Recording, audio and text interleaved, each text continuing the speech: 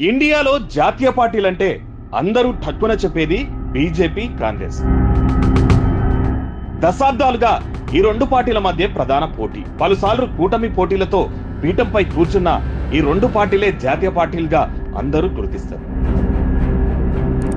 అయితే 2024 ఎన్నికల్లో దాదాపు 750 పైగా పార్టీలు పోటీలో ఉన్నాయంట. 2009 ఎన్నికలతో పోలిస్తే ఇది దాదాపు 104% పైగా పెరిగింది. ఏడీఆర్ అనే సంస్థ చేసిన ఓ సర్వేలో 2009లో 358 పార్టీలు పోటీ చేయగా 2014లో 677 పార్టీలు పోటీ చేసినట్టు తెలిసింది.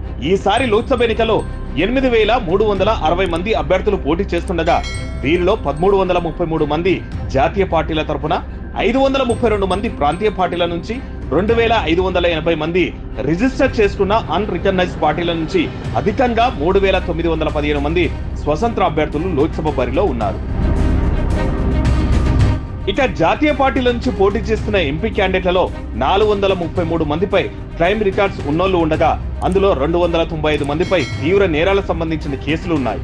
నమోదై గుర్తింపు పొందని పార్టీల నుంచి పోటీ చేస్తున్న వారిలో 401 మందిపై క్రిమినల్ కేసులు ఉండగా వారిలో 316 మందిపై తీవ్రమైన కేసులున్నాయి. స్వతంత్రుల్లోనూ అదే స్థాయిలో కేసులున్నోళ్లు పోటీలో ఉన్నారు. 550 మందిపై క్రిమినల్ కేసులుంటే 411 మందిపై తీవ్రమైన కేసులున్నాయి. ఇక కోటీశ్వర్లకేం కుదవలేదు పోటీలో.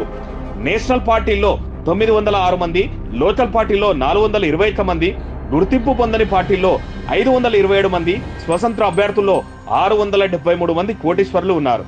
ఇక ప్రస్తుతం పోటీ చేస్తున్న 324 మంది సిట్టింగ్ ఎంపీల ఆస్తుల విలువ 5 ఏళ్లలో 43% పెరిగిందని చెబుతోంది ఏడీఆర్ సంస్థ. వీటితో పాటు 15 ఏళ్లలో పోటీ చేస్తున్న మహిళల సంఖ్య పెరుగుతోందని చెబుతోంది ఏడీఆర్. 2009లో కేవలం 7% మంది పోటీ చేయగా 2024లో ఆ శాతం 9.6%కు పెరిగిందట. ఈసారి బీజేపీ నుంచి 440 మంది అభ్యర్థులు పోటీలో ఉండగా వీరిలో అధికంగా 69 మంది మహిళలు ఉన్నారు. కాంగ్రెస్ పార్టీ తరఫున 327 మంది అభ్యర్థులు బరిలో ఉండగా వారిలో 41 మంది మహిళలు పోటీలో ఉన్నట్లు ఏడీఆర్ సంస్థ తమ రిపోర్టులో తెలిపింది.